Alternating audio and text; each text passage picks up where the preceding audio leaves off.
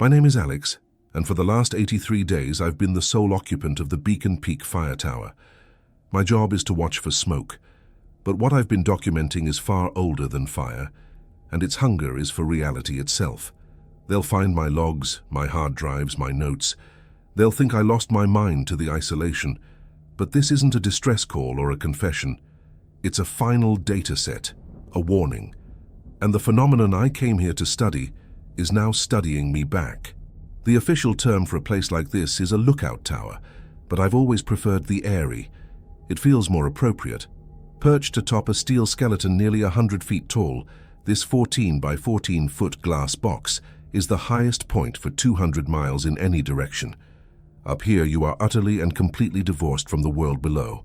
The wind doesn't just blow against the glass, it speaks, a constant sibilant whisper that carries the scent of pine, cold stone, and the vast clean emptiness of the upper atmosphere. This isolation was precisely what I was paying for. Down there, in the world I'd left behind, everything was a frantic, blurry mess of noise and light.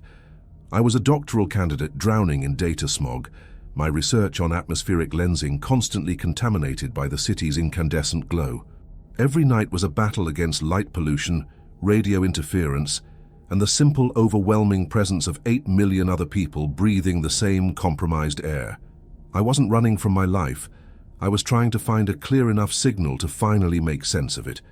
The job posting was a godsend, a 6-month contract as a fire lookout in the Okanogan National Forest. The pay was nominal, but the real compensation was the solitude. A pristine, dark sky sanctuary. When the district ranger, a grizzled man named Henderson with skin like tanned leather, handed me the keys, he'd clapped me on the shoulder. "Most folks can't handle the quiet, son," he'd said, his voice a low rumble. "Gets in your head. You'll be talking to the squirrels in a month." I had simply smiled. I wasn't here for the quiet, I was here for the clarity. My first week was a methodical ritual of settlement. The tower was Spartan but efficient. A small cot, a propane stove, a desk, and the all-important Osborne firefinder, a heavy brass disc of maps and sights used for pinpointing smoke. But my most valuable cargo was my own.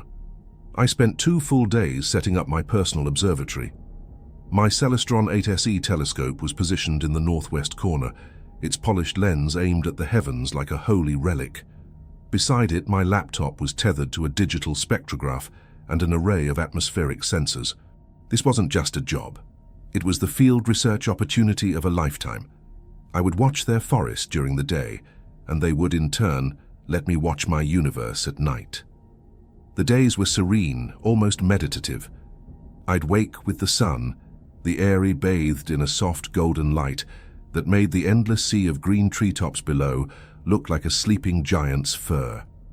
I would make coffee, scan the horizon with my binoculars, a slow, sweeping 360-degree survey, and log the weather conditions. Visibility, 200+ miles. Wind, 5 knots from the west. RH, 30%. Sky, clear. It was a litany of peace. The world was orderly, predictable. Nature, for all its chaos, followed rules. I found comfort in that, but it was the nights that I truly lived for. As twilight bled across the sky, painting the undersides of the clouds in impossible shades of orange and violet, a different world would awaken. The first stars would prick the deepening indigo veil, and a profound cathedral-like silence would descend. Up here, the Milky Way wasn't a faint, smudged suggestion. It was a riotous, blazing river of light, so bright it felt like you could reach out and scoop up a handful of nebulae. This was the raw, unfiltered cosmos. This was my laboratory. For the first 12 nights, my research was everything I'd hoped for. I gathered terabytes of clean data on stellar parallax, my spectrograph drinking in the light of distant galaxies, my logbook filled with observations, precise and passionless notations on celestial mechanics. I felt a deep, intellectual satisfaction. I was a man in his element, a scientist in the perfect lab, observing the grand clockwork machinery of space. Everything was exactly as it should be. The first dissonant note in this perfect symphony occurred on my 13th night. It was just after 2 a.m. I was mapping the constellation Cepheus, a familiar and comforting region of the sky.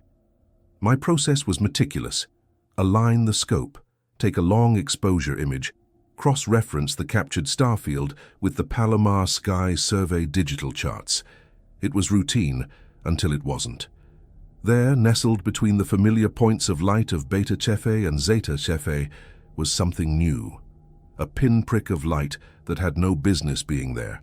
It was faint, barely above the threshold of the telescope's sensor, but it was undeniably present. My first thought was a satellite flare or a high-altitude aircraft.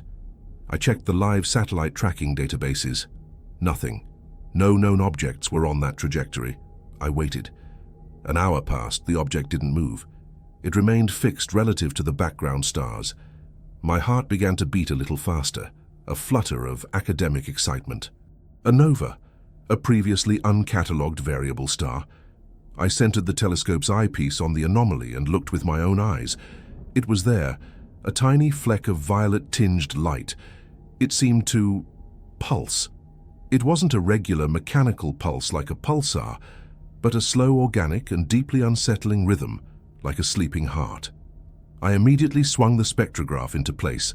This was the real test. The light from any celestial body carries a signature, a unique spectral fingerprint that tells you what it's made of, its temperature, its velocity. I initiated the analysis, my fingers tapping impatiently on the desk as the software processed the incoming light. The progress bar crawled across the screen, and then the results appeared, and they were impossible. Utterly, fundamentally, scientifically impossible. The spectrum was smooth, almost perfectly flat. There were no absorption lines, no emission peaks, nothing to indicate hydrogen, helium, carbon, or any element known to science. It was like analyzing a sound and finding it had no frequency. The light signature was a void. It was a stream of photons that carried no information, a blank spot in the cosmic story. My mind raced through every known possibility. Instrument error, atmospheric distortion, some new form of stellar remnant. Nothing fit. The data in front of me was a direct violation of the laws of physics as I understood them. My first instinct, the one drilled into me through years of academic training, was to share, to seek peer review. This was either a groundbreaking discovery or a critical flaw in my equipment, and I needed other eyes on it. I compiled my findings, the astrometric data, the long exposure images, and the utterly bizarre spectrographic analysis. I wrote a carefully worded email to my thesis advisor, Dr. Aris Thorne, trying to temper my excitement with scientific caution. I attached the data file, a modest 200 megabytes, and hit send. The upload progress bar appeared. It crawled to 5%, then 10%. Then it stopped. A small yellow icon appeared. Connection interrupted. Strange. The satellite internet was usually slow but reliable. I tried again. The same result. It stalled at exactly 10%. Frustrated, I opened a new browser tab and navigated to a news website. It loaded instantly. I streamed a short video to test the connection. It played flawlessly. The internet was working perfectly. With a growing sense of unease, I went back to the email. I deleted the data file attachment and wrote a simple message. Aris, I've found something remarkable. Will send data when I can. I hit send. The email vanished from my outbox in a second. A cold dread began to seep into the edges of my scientific curiosity. It felt absurd, like a plot from a bad science fiction movie, but the evidence was hard to ignore. I tried one more time. I logged into a cloud storage service and attempted to upload the data file directly. The progress bar started to fill. It hit 10%, and then my entire laptop screen went black. A single line of white text appeared in a simple system font. Observation is a shared phenomenon. The message remained for perhaps 3 seconds. Then the screen flickered and my desktop reappeared, as if nothing had happened. No error logs, no crash report. Just the lingering image of those words burned into my retinas. I stumbled back from my desk, my chair rolling into the leg of my cot. The wind howled outside, a low, mournful sound that was no longer comforting. I looked out the vast panes of glass, not up at the sky, but down into the impenetrable ink-black darkness of the forest below. The feeling was overwhelming, a primal instinct I hadn't felt since I was a child afraid of the dark. I was being watched. Slowly, I forced my gaze upward again, back to the sky, back to the familiar patterns of the constellations. And there it was, the impossible star, the silent violet heartbeat in the void. It was no longer just a scientific anomaly. It felt like an eye that had been closed for eons, and which I, with my lenses and my curiosity, had just woken up. My eyrie no longer felt like a sanctuary. It felt like a cage, a brightly lit glass cage, suspended in the dark, with a brand new and utterly unknown predator circling just outside. My first night of true inexplicable events had just concluded, and my meticulously documented world had just been shattered. What I was about to discover was that the mountain itself had been keeping a logbook far longer than I had. If you want to see the entries from that log, to understand the visual echoes and the sounds I began to record, then subscribe to this channel and leave a like on this video. What comes next will challenge everything you think you know about time, memory, and the ground beneath your feet. Sleep did not come that night. How could it? Every creak of the tower settling in the cold, every sigh of the wind against the glass was a potential prelude to another cryptic message, another impossibility. I spent the hours until dawn in a state of hyper-vigilant paralysis, sitting at my desk with my back to the wall, watching my inert laptop screen as if it were a venomous snake. The violet star remained in the sky, a silent, pulsing accusation, until the rising sun finally washed its light from the firmament. Daylight has a way of sterilizing fear. The sun rose, a magnificent, indifferent spectacle of molten gold, and with it came the world of the rational. The forest below, bathed in the crisp morning air, was just a forest. The laptop, when I cautiously booted it up, behaved with perfect normalcy. The cryptic message was gone, leaving no trace in any system log. It was plausible, I told myself, to construct a logical explanation. A transient power surge could have corrupted a line of code, producing a random string of text. A solar flare could have interfered with my satellite connection, terminating the upload. My mind, under the influence of altitude and profound isolation, could have magnified these mundane glitches into something sinister. I clung to this explanation like a drowning man to a piece of driftwood. It was flimsy, but it was all I had. I decided the best course of action was to ground myself in routine, in the tangible reality of my duties. I would put the celestial anomaly aside for a day and focus on the terrestrial. It was time for my morning survey. I brewed a strong, bitter coffee, the familiar ritual a small comfort, and picked up the tower's official binoculars, heavy military-grade optics that felt solid and dependable in my trembling hands. I began my sweep, starting with the north face of the mountain, a sheer cliff of granite. Everything was as it should be. I panned east over the dense, unbroken canopy of Douglas firs, and then I stopped. My hands tightened on the binoculars. In a shallow basin about 5 miles out, a place I knew from my topographical maps was designated as the Clearwater Burn Scar, there stood a grove of impossibly large old-growth cedars. They were magnificent, their bark thick and furrowed like an old man's face, their crowns reaching towards the sky like skeletal hands. They looked ancient, as though they had stood there for 1,000 years. But they hadn't. The Clearwater Burn was the result of a massive wildfire in 1968. I knew this because Henderson had pointed it out on my first day. The entire basin was supposed to be populated by younger, scrappier lodgepole pines, a testament to the forest's slow but steady rebirth. Those colossal cedars had no right to exist. My heart hammered against my ribs. I lowered the binoculars, rubbed my eyes, and looked again. The basin was empty, filled with the sparse, slender pines I expected to see. The ancient cedars were gone. I felt a wave of vertigo, as if the tower itself had swayed. A hallucination it had to be. Sleep deprivation, stress. The explanation was clinical, comforting, but the image had been so vivid, so utterly real. I stumbled over to my desk and pulled up the high-resolution panoramic photos I had taken from the tower just 2 days prior. I zoomed in on the Clearwater Burn Scar. Nothing but young pines. This is how it begins, I thought. This is the talking to squirrels that Henderson warned me about. My mind was manufacturing ghosts, but I am before all else a scientist. And a scientist does not dismiss data, even when it originates from a potentially faulty instrument, in this case, my own brain. If I was experiencing optical anomalies, I would document them. I would apply the scientific method to my own potential descent into madness.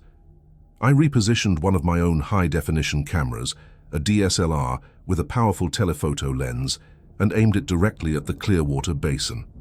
I set it to take a photograph every 10 seconds, a time-lapse that would provide an impartial, unblinking record. I then opened a new file on my computer, creating a new log. I couldn't bring myself to title it Hallucinations. Instead, I named it Log Terrestrial Observational Discrepancies. My first entry was precise. Date, day 14. Time, 08:32. Location, Clearwater Burn Scar, 5.3 miles east. Anomaly, apparent visual manifestation of a mature cedar grove in an area confirmed to be populated by juvenile pines. Duration, approx. 20 seconds. Notes, manifestation coincided with direct observation, not present in archival photos. Time-lapse camera deployed for continuous monitoring. The act of documenting it, of reducing the terrifying experience to a set of variables, was calming. I spent the rest of the day forcing myself through my routine, pointedly ignoring the sky. Yet, as the sun began its descent, casting long distorted shadows across the landscape, a new kind of anxiety took hold. I was no longer afraid of the night sky, but of the twilight, of the tricks the fading light might play on my eyes. As dusk settled, I sat at my desk, reviewing the thousands of images the time-lapse camera had captured throughout the day. Frame after frame showed nothing but the sun-drenched basin of young pines. I felt a surge of relief. It had been a trick of the mind, a single fleeting aberration. And then I saw it. For a period of about 90 seconds, just as the sun dipped below the horizon, the light in the basin seemed to bend. The images showed a subtle shimmer in the air, a heat haze except the air was cold, and within the shimmer, faint, translucent shapes began to resolve. The cedars were back, but they weren't solid.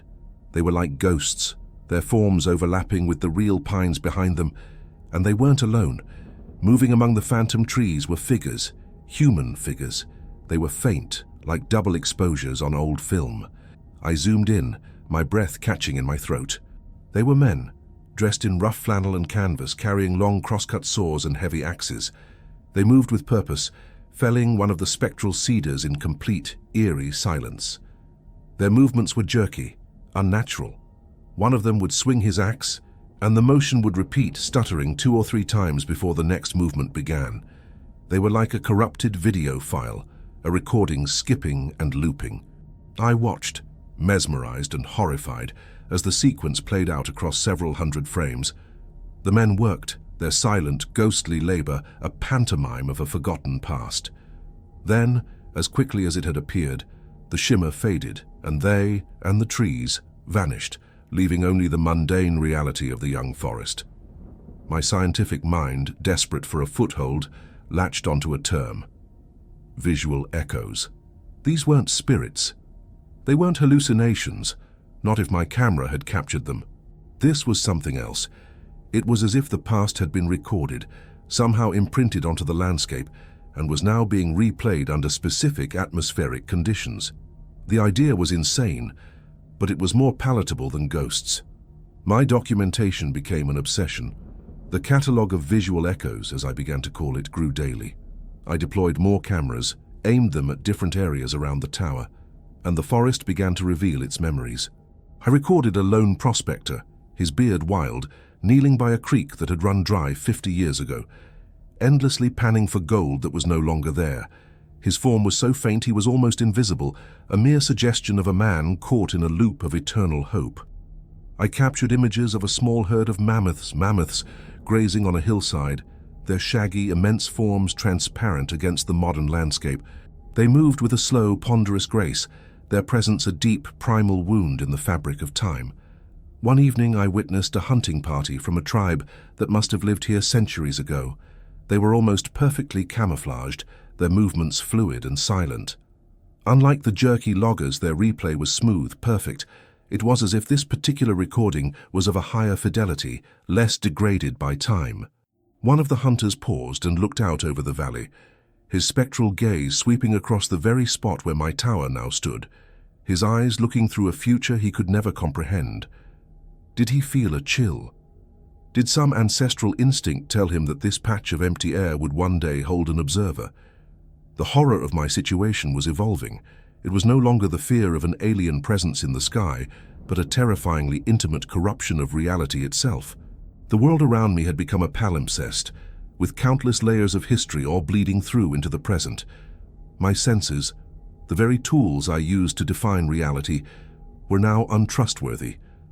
I couldn't look at a shadow without wondering if it was cast by a real tree or an echo from a forgotten one. The profound silence I had once cherished was now filled with the imagined sounds of phantom axes and the footfalls of ghosts. My only anchor was my data. The digital files were my proof. My cameras saw what I saw. Therefore, I was not insane. This was my mantra, repeated in the lonely hours of the night. The data is real. Therefore, I am sane. The phenomenon seemed to be centered on the mountain, on Beacon Peak itself. The echoes were sharper, more frequent, the closer they were to my position. It was as if the tower were a needle dropped onto the center of a spinning record, and I was the one hearing and seeing all the tracks at once. The climax of this new terrifying phase of my observation came on day 27. It was late afternoon, the light thick and hazy with the promise of rain. I was scanning the base of the tower itself, a routine check of the equipment sheds and the guy wires. My binoculars swept across the small clearing at the bottom of the access road, and my blood ran cold. There was a man standing there. This was no faint, translucent echo from a century past. This figure was almost solid, his form sharp and clear, though a telltale shimmer still clung to his edges. He wore the khaki-green uniform of a Forest Service ranger, but the style was wrong.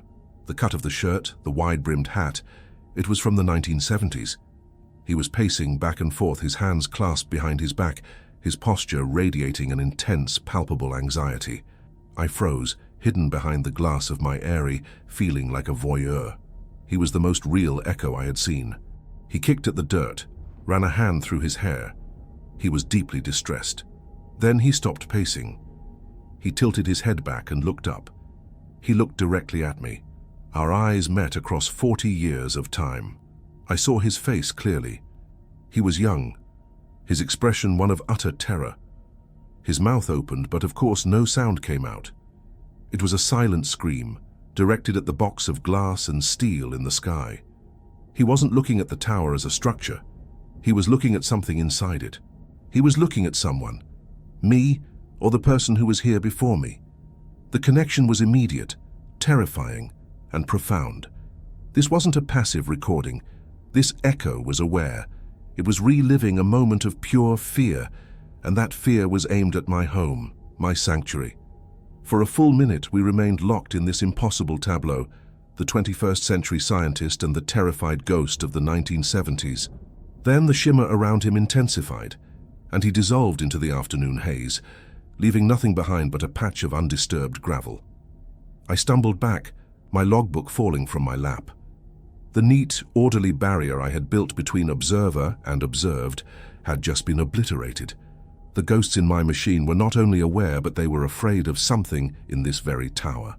What had that ranger seen? What had happened here 40 years ago that had left such a powerful, terrified imprint on the very fabric of the mountain? My catalogue was no longer a dispassionate collection of optical curiosities. It had become a ledger of warnings.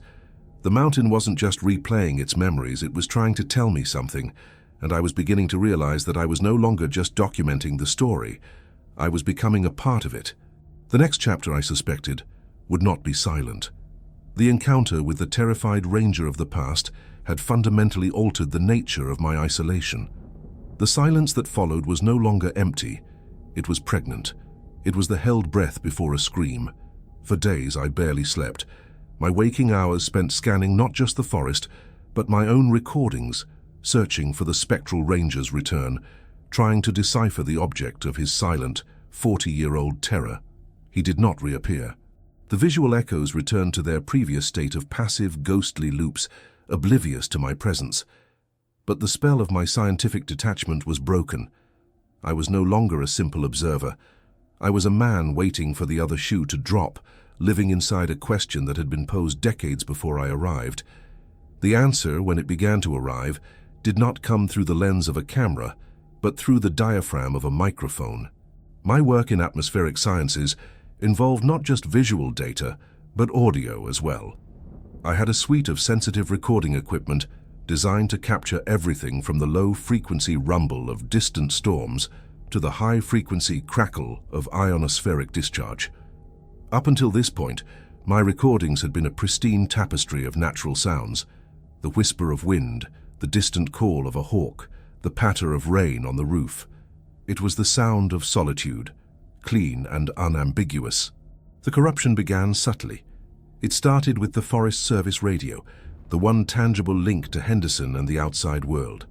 On day 31, during my routine morning check-in, Henderson's voice came through the speaker, laced with an unusual amount of static. It wasn't the clean hiss of a weak signal, it was a dirty, granular crackle, and underneath it, I could hear something else. It was faint, a melodic ghost in the machine. It sounded like music, a tinny, sentimental piece of string music, like something from a 1940s film score.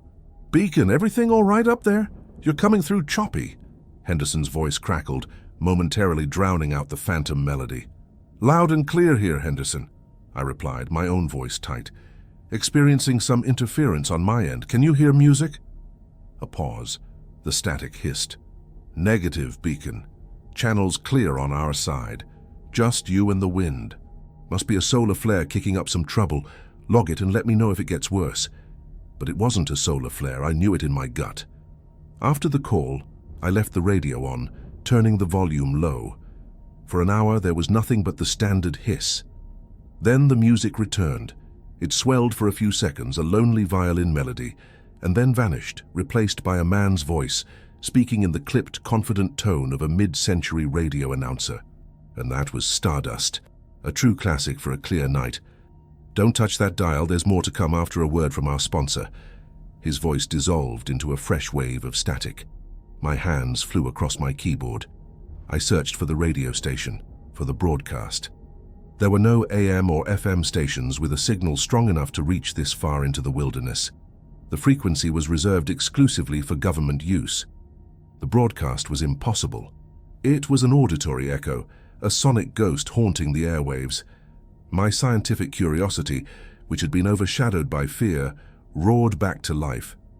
This was a new variable, a new data stream. The phenomenon wasn't just visual.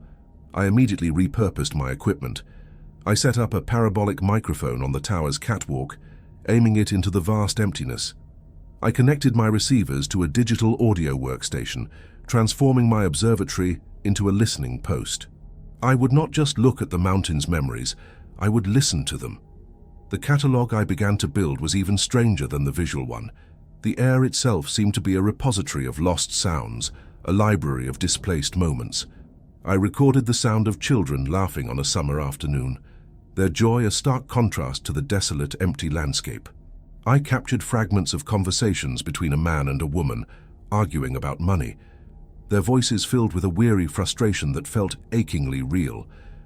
I recorded the unmistakable sound of a steam whistle, a mournful cry from an era of logging and industry long since vanished from this protected wilderness. These were the acoustic ghosts of Beacon Peak. They were untethered from any visual counterpart, free-floating snippets of time that drifted on the wind. I would spend hours with my headphones on, turning the parabolic dish in slow, patient arcs, feeling like a safecracker, listening for the tumblers of a lock to fall into place. My log entries became more complex, a cross-referenced database of the seen and the unseen. Date, day 36. Time, 1947. Visual anomaly, echo of prospector, ID Piezo 1 at creekbed. Auditory, anomaly, faint, rhythmic sound of metal striking rock synchronized with visual echoes movements. Duration, 14 seconds. Notes, first confirmed instance of audio-visual echo synchronization. The phenomenon is multi-layered. It is not just replaying images, but entire scenes. That entry marked a significant turning point. The ghosts were no longer silent films. The past was gaining fidelity, its presence becoming more tangible, more invasive. The barrier between my reality and its recordings was thinning. My attempts to maintain contact with the outside world grew increasingly difficult. My daily radio check-ins became a journey through a temporal switchboard. Henderson's voice would often be overlaid with other transmissions, echoes from the channel's own history. One moment, I would be giving my weather report. The next, my voice would be drowned out by a panicked report of a lightning strike from a ranger in 1982, or a calm, procedural fire size estimate from 1995. "Beacon, you're breaking up again," Henderson would say, his frustration clear even through the static. "It's like you're talking over someone." "I am," I once whispered, the microphone clutched in my hand. "I think I am." The mountain was not just replaying its history, it was actively interfering with my present. It was isolating me in time as well as space. The feeling was profoundly unsettling. I was becoming an island not in a sea of trees, but in an ocean of fragmented moments, and my connection to the mainland of the present was fraying. The true symphony, the grand, terrifying performance of the mountain's memory, was revealed on day 45. A storm was rolling in, a massive front of dark, bruised-looking clouds. The wind was picking up, screaming through the tower's steel struts.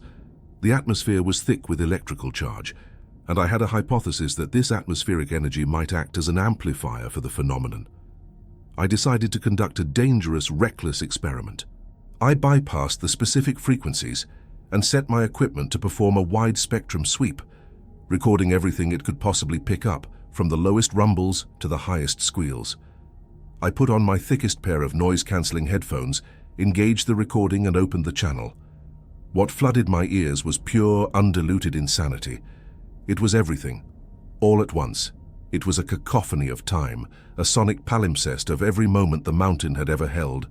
I heard the whispering of the wind through primeval trees, the roar of ancient fires, the thunder of mammoth footfalls.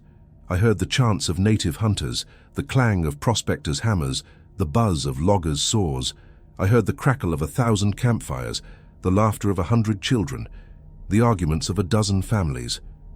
I heard the voices from the radio, the 1940s music, the ranger from 82, the forecaster from 95, all speaking at once, a babble of disconnected histories.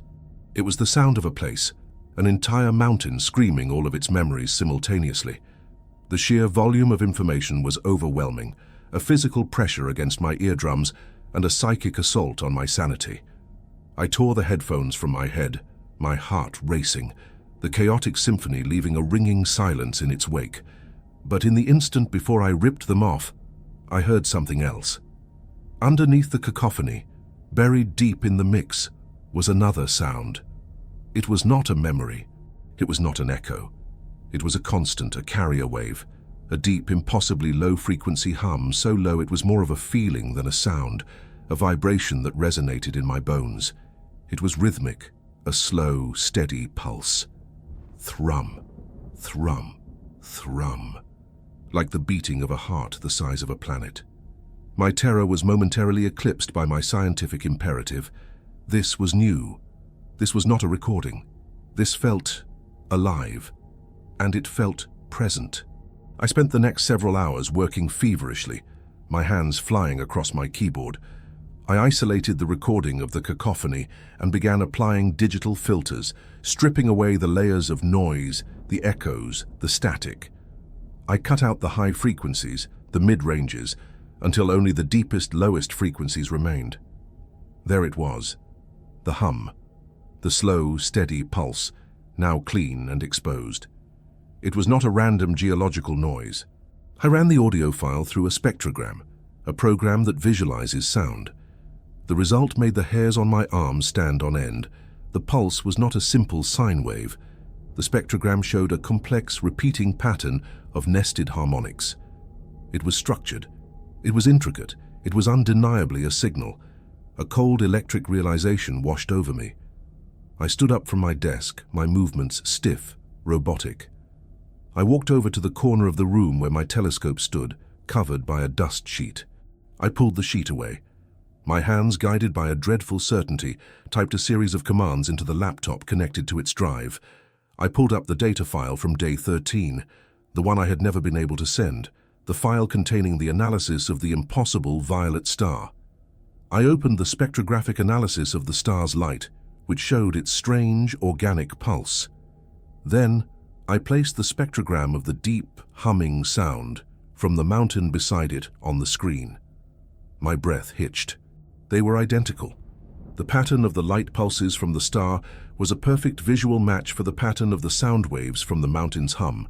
The rhythm, the cadence, the complex internal structure, it was the same signal, being broadcast across two different mediums. One light, one sound. The puzzle pieces crashed together in my mind with the force of a physical blow.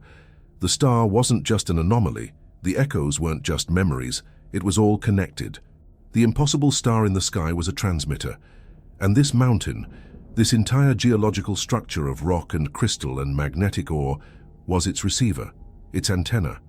The echoes, the visual and auditory ghosts, they weren't the message. They were just interference, the side effects. The static created as this powerful alien signal from the void passed through the mountain, causing the recordings of the past to play back at random. I was not living in a haunted place. I was living at the epicenter of a broadcast, an active, intelligent transmission from something beyond human comprehension. The terrifying ranger from the 1970s, I realized with a sudden, chilling clarity, hadn't been screaming at a ghost in the tower. He had been screaming at the noise. He had heard the real signal, the true symphony, and now so had I. The mountain wasn't just remembering, it was listening to something, and I was trapped inside its ear. The world did not change, but my perception of it was irrevocably fractured. The revelation that connected the violet star to the mountain's core resonance was not a moment of triumphant discovery, but of profound and terrifying recontextualization. I was no longer a man in a lonely tower. I was a microbe on the surface of a tympanic membrane, a vast geological eardrum that was vibrating in sympathy with a song being sung across interstellar space.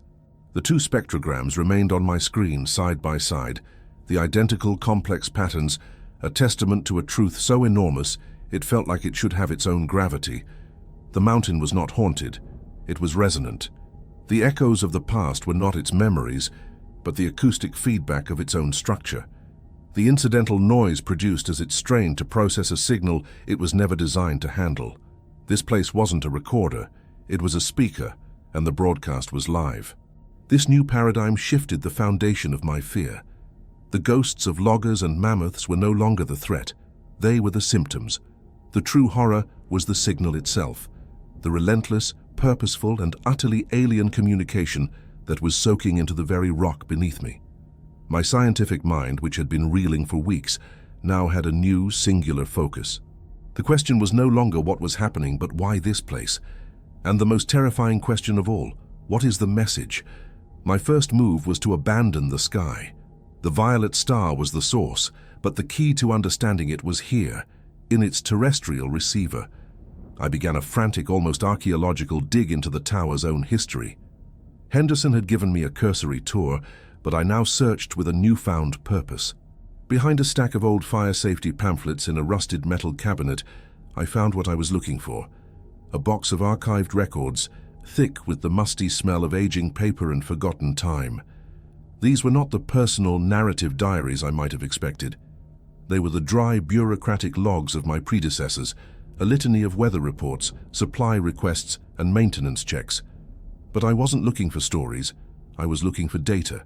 I was searching for the other people who had stood in this glass box and felt the hum in their bones. For 2 days, I did nothing but read, cross-referencing the logs with my own timeline of anomalous events.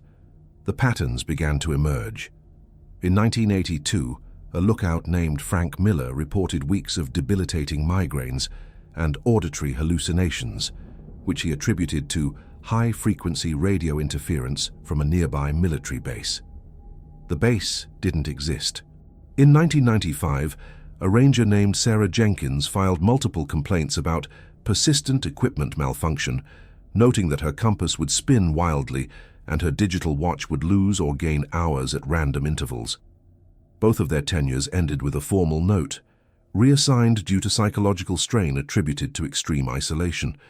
They had heard the static, the symptoms of the broadcast. They just didn't have the tools or the context to see the signal underneath. Then I found her. Her name was Dr. Evelyn Reed, and she was the lookout here from 1978 to 1979. Her official logbook was as terse as the others, but tucked into the back, I found a series of loose-leaf pages filled with a dense, academic script. Unlike the others, Evelyn was not just a ranger. Her notes revealed she was a geologist, specializing in piezo-crystallography, the study of how crystals respond to mechanical and electromagnetic pressure. She had taken this job for the same reason I had: research. Evelyn had been drawn to Beacon Peak because of its unique geological composition. She had mapped the mountain's massive deep earth quartz deposits and its unusual concentration of rare earth minerals. Her notes were filled with complex equations and diagrams. She wrote of anomalous resonant frequencies and a geological structure uniquely suited for the reception and amplification of extremely low-frequency, ELF, radio waves. She had discovered that the mountain was an antenna. Her final entries were chilling. She described a persistent low-frequency hum that seemed to emanate from the rock itself. She documented an increase in localized, non-coherent visual phenomena, her scientific term for the echoes. She hypothesized that an external energy source was stimulating the mountain's crystalline structure, causing it to release stored impressions from the geological record. She was close, so terrifyingly close. Her last scribbled note was dated the day before she was, according to the official record, honorably discharged due to family emergency. It read, "The resonance is not random. It contains a structured, non-natural pattern. It is not geological feedback. It is a transmission." My God, it's a transmission. And there, next to her final entry, was a hand-drawn sketch. It was a crude spectrogram, a pattern of peaks and valleys. It was a perfect, unmistakable match for the one on my computer screen. She had heard it, and she had understood. And then, she was gone. I looked at the date again and realized with a jolt that the terrified spectral ranger I had seen, the one from the 1970s, had appeared at the very end of her tenure here. Had he been her replacement? Had he come up here to find her, only to be confronted by the phenomenon she had unleashed? Armed with Evelyn's research, I looked at the mountain with new eyes. It was not just a passive receiver. It was a finely tuned instrument. The specific arrangement of quartz veins, the magnetic fields generated by the mineral deposits, it was all part of the design. A design by whom? The question was too large, too terrifying to contemplate. For now, I had to focus on the task at hand.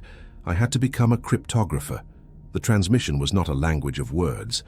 It was a form of communication that predated language itself, a communique written in the universal syntax of physics and biology. To decipher it, I would have to stop thinking like a human. I rerouted all my sensor data to a single, powerful analytics program. I fed it the audio of the hum, the light patterns from the star, and Evelyn Reed's notes on the mountain's resonant frequencies. My objective was to find the Rosetta Stone, the key that would translate the pattern into meaningful information. For days, the tower was filled with a new kind of silence, the quiet of intense concentration, punctuated only by the hum of my computers and the ever-present low-frequency thrumming from the mountain that I could now feel in the fillings of my teeth. I tried every decryption model I could think of. I looked for prime numbers, for Fibonacci sequences, for the mathematical constants of pi and Euler. The signal was more complex than that. It was only when I stopped thinking about mathematics and started thinking about biology that I found the first crack. I had been running a fractal geometry analysis on the signal's waveform when I saw it. The repeating pattern, the nested harmonics. It bore a striking resemblance to the pattern of cell division, mitosis. But it was more complex, showing stages of differentiation, of specialized cells forming tissues, organs, systems. It was a blueprint, a set of instructions for building something. The moment my software locked onto this interpretation, The moment I began to understand, the phenomenon fought back. The change was instantaneous and violent. The atmosphere in the eyrie grew thick, heavy. The gentle, passive echoes that had become my daily companions twisted into something malevolent. The laughing children I would hear on the wind became a chorus of high-pitched, mocking whispers that seemed to come from right outside the glass. The sound of the spectral prospector's pickaxe was no longer a rhythmic tapping, but a frantic, desperate smashing against the tower's steel legs. The visual echoes became grotesque parodies of themselves. The loggers from the Clearwater burn appeared directly outside my window, their forms no longer translucent, but dark, oily, their faces contorted in silent screams. They didn't swing phantom axes at phantom trees. They swung them at the glass of the tower, their blows making no sound but radiating a palpable sense of malice. The phenomenon was no longer just replaying the past. It was weaponizing it. It felt like a system's immune response, a violent reaction to the virus of my comprehension. It was trying to scare me away, to stop me from listening to the core broadcast. I barricaded the door with my cot and retreated to my desk, my circle of lamplight, a tiny, besieged island in a sea of spectral aggression. I refused to be deterred. I was closer than Evelyn had ever been. The signal was a biological instruction set, a piece of genetic code broadcast across the stars. But what was it building? I pushed my analytics program further, using the biological blueprint model as my decryption key. More of the signal began to resolve into recognizable patterns. I saw diagrams that looked like alien neuroanatomy, complex circulatory systems, and reproductive cycles that defied terrestrial biology. It was a complete, impossibly complex genome. Then I found the next layer. Buried within the biological data was a different kind of information.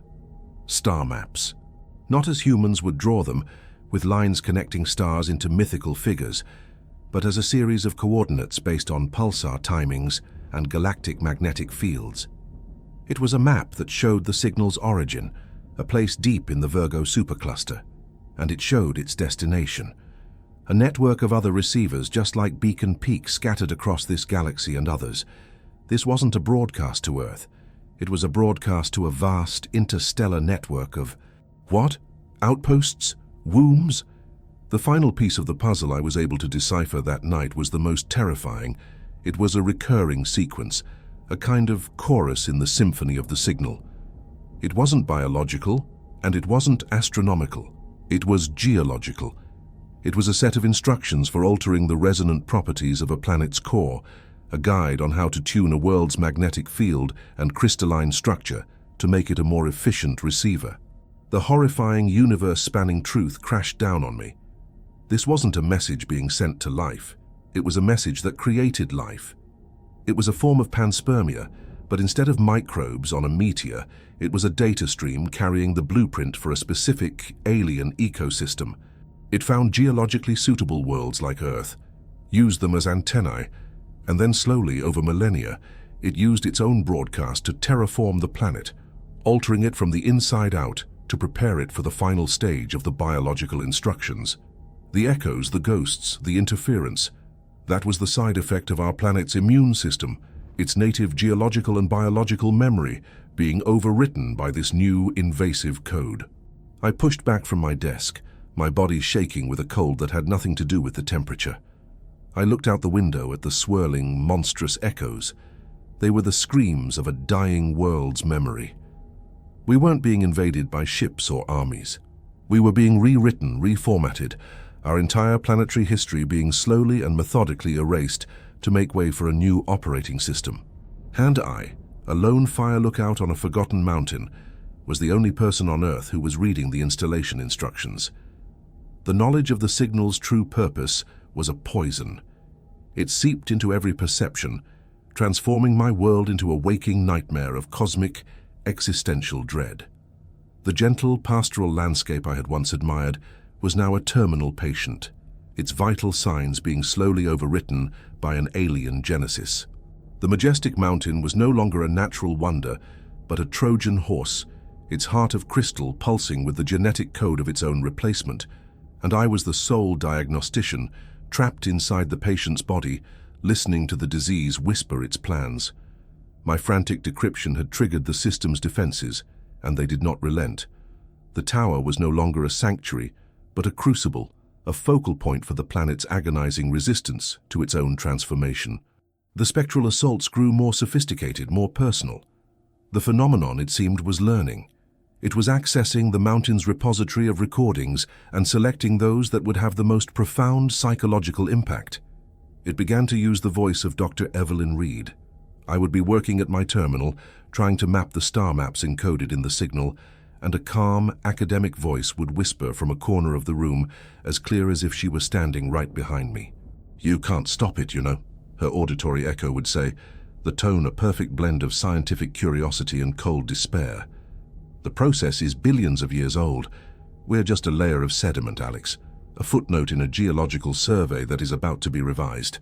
Her ghost was not a simple looping recording. It was interactive. It responded to my actions.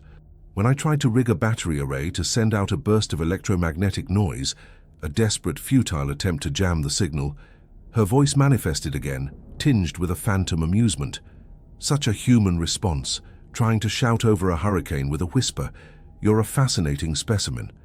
The entity, the intelligence behind the signal, was using the mountain's stored data as a puppet. It was reanimating the memory of Evelyn Reed, weaponizing her intellect against me. This wasn't a haunting. It was a targeted psychological operation, designed to induce hopelessness, to make me accept the inevitability of the coming change. But the true erosion of my sanity began when the phenomenon breached the final barrier, my own perception of time. It started with small things. I would make a pot of coffee, turn to grab my mug, and when I turned back, the pot would be empty and cold, stained with the dregs of coffee I hadn't yet drunk. I would glance at my logbook and see entries for the next day, written in my own handwriting, detailing events that had not yet occurred. 14:30. Auditory manifestation of steam whistle. Duration 18 seconds. Power fluctuation noted. I would then watch the clock, and at 2:30 p.m. the impossible sound of a steam train would echo through the valley. The linear progression of my existence was collapsing. The mountain, in its struggle to process the overwhelming alien signal, was beginning to fail at its most fundamental task, maintaining a coherent, temporal reality. The past, present, and future were no longer a stable sequence. They were becoming a chaotic, overlapping montage, and I was trapped at the center of the splice. The most profound and terrifying manifestation of this temporal collapse occurred on day 62. I was standing on the catwalk that encircled the eyrie, trying to clear my head in the biting wind. The sun was setting, and the sky was a deep, bruised purple. I looked down at the access road, a thin ribbon of gravel winding through the trees, and I saw a vehicle approaching. It was Henderson's dusty Forest Service Jeep. A wave of immense relief washed over me. He had come to check on me, perhaps prompted by my increasingly erratic radio check-ins. He was a lifeline, a connection to the solid, predictable world. I watched as the Jeep pulled to a stop at the base of the tower. The driver's side door opened, but it wasn't Henderson who stepped out. It was me. I watched, frozen in a state of clinical horror, as another version of myself climbed out of the Jeep. He looked older, his face etched with lines of exhaustion and a deep, soul-crushing weariness I did not yet possess. His movements were slow, deliberate. He wore my clothes, carried my backpack. He tilted his head back and looked up at the tower, his gaze sweeping past the catwalk where I stood, invisible to him. His eyes were hollow, empty pools of resignation. He then turned, opened the back of the Jeep, and helped an old man out. It was Henderson, but he looked frail, his movements stiff, his face a mask of confusion. The future version of myself said something to Henderson, his words lost to the wind, then gently guided him into the passenger seat. He closed the door, walked back to the driver's side, and got in. The Jeep turned around and drove away, disappearing back down the mountain. I stood on the catwalk, my knuckles white where I gripped the railing, my mind struggling to process the impossible scene. I had just witnessed my own departure. I had seen the end of my story. The weary, broken man who left was the person I was going to become, and I had brought Henderson up to the tower only to take him away again. It made no sense. It was a fragment of a future I couldn't comprehend, a scene ripped from its context and played out of order. This event marked my transition from observer to participant. I was no longer just documenting the phenomenon, I was becoming one of the echoes. My own future was now a part of the mountain's chaotic playback. The knowledge was paralyzing. How could I fight for a future that I had already seen was one of defeat? How could I hope for escape when I had witnessed myself leaving, not as a survivor, but as a warden transferring a prisoner? The physical world began to lose its integrity, mirroring the collapse of my temporal perception. The echoes were no longer just translucent overlays. They were gaining substance, borrowing matter from our reality to give themselves a fleeting, terrifying solidity. I called it phenomenal transference. One morning I watched a spectral wolf chase a spectral rabbit across a clearing. It was a silent, ghostly tableau I had witnessed before, but this time, when the phantom wolf's paws touched the ground, they left behind shallow, momentary impressions in the damp soil. Real physical tracks that faded into nothingness after a few seconds. A phantom rainstorm, an echo from a spring day a decade ago, swept over the tower.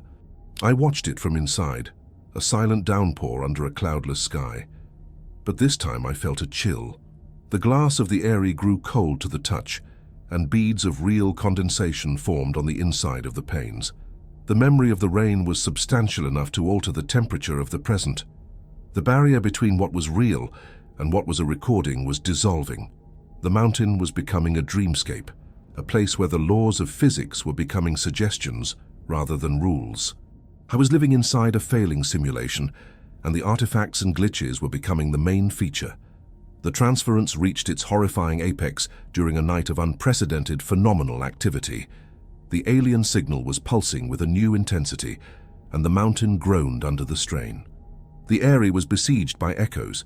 The furious loggers swung their solidifying axes, leaving shallow, glittering scars on the thick glass.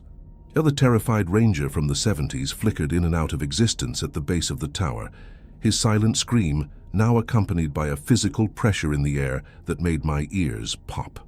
I was huddled under my desk, my equipment my only shield, when I felt a sudden, intense cold. I looked up. Standing in the center of the room, coalescing out of the charged air, was the echo of a massive, shaggy mammoth. It was more real than any echo I had ever seen. I could see the texture of its coarse brown fur, the glint of intelligence in its dark, ancient eyes. The air grew thick with the smell of damp earth and cold musk. Its immense form was displacing the very air in the small cabin. It took a slow, ponderous step. The floorboards of the eyrie, which had stood for 60 years against wind and snow, groaned under a weight that should not have existed. A fine crack appeared in the wood. It was real. It was physically here. The mammoth turned its massive head and looked at me. There was no malice in its eyes, only a deep, profound confusion. It was an animal ripped from its own time, a creature of the Ice Age given a fleeting, terrifying body in a future it could not understand. It raised its trunk and let out a trumpeting call. But the sound that came out was not the call of a mammoth. It was a chorus of every sound I had ever recorded. The voice of Evelyn Reed, the laughter of children, the hiss of the radio, the roar of ancient fires. All of it twisted into a single, agonized cry. The creature was a speaker, a living amplifier for the mountain's pain. Then, as quickly as it had appeared, it dissolved. Its form unraveled into shimmering motes of light. The pressure in the room vanished, and the floorboards fell silent. I was left alone, shaking in the dark, the phantom smell of the Ice Age still lingering in the air. The rules had changed. The echoes were no longer harmless. They could touch, they could affect, they could manifest. The past was no longer just a story being replayed. It was a physical force, capable of bleeding into the present with unpredictable and violent consequences. My sanctuary, my glass box in the sky, was no longer safe. The ghosts were learning how to break down the door. And I realized that the signal wasn't just rewriting the future. It was weaponizing the past to ensure there would be no one left to witness it. The aftermath of the mammoth's manifestation was not silence, but a profound and unsettling quiet. The aggressive, swirling echoes had receded, leaving behind a world that felt thin, like a photograph worn smooth with time. The air in the eyrie was cold, carrying the ghost scent of ozone and ancient tundra. On the floor, the crack in the wood was a dark, jagged line, a physical scar left by a memory, a wound in reality itself. My scientific methodology, my careful logs and reasoned hypotheses lay in ruins. The phenomenon was no longer a subject to be studied, but a force to be endured. I had reached the end of my ability to comprehend, and was now tumbling into the abyss of raw experience. I had come to this mountain seeking clarity, a clean signal from the universe. What I found was a conversation far older and more profound than I could have imagined, and I was now caught in the crossfire between a world that was and a world that was struggling to be born. The choice was no longer about escaping or surviving in any conventional sense.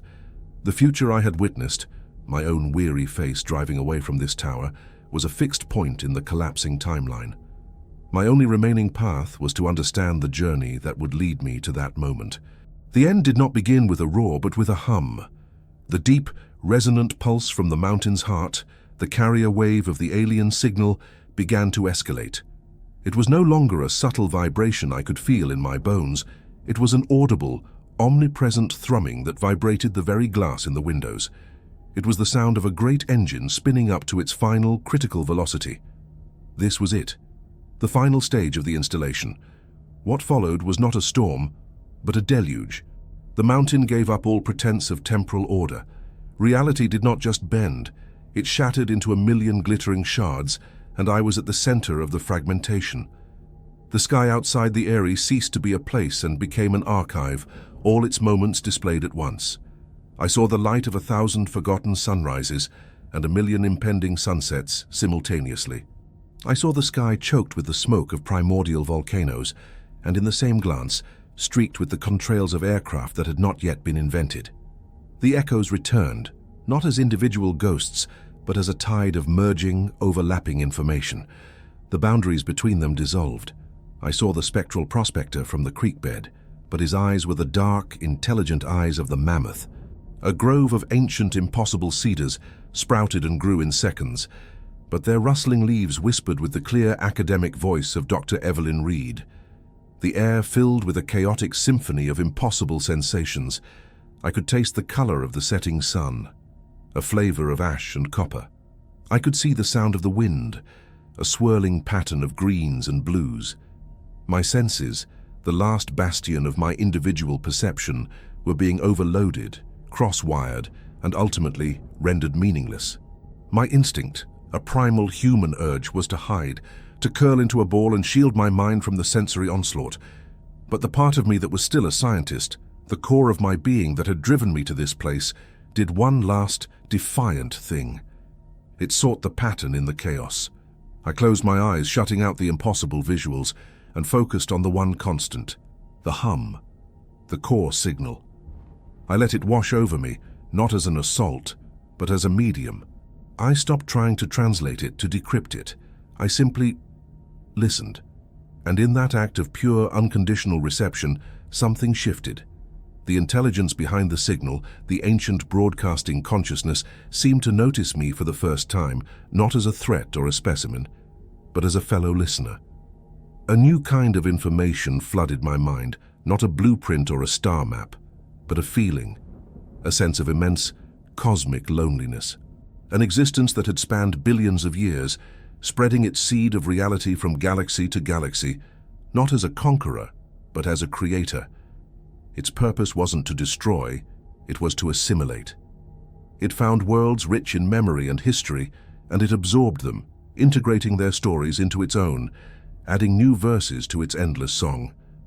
The violence, the hostility I had experienced, was not malice. It was the friction of two realities grinding against each other, the fever generated by a planetary body trying to integrate a new, impossibly vast consciousness.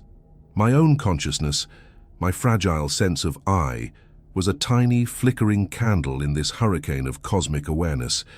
I felt my memories being pulled from me, not violently, but with a gentle, tidal force.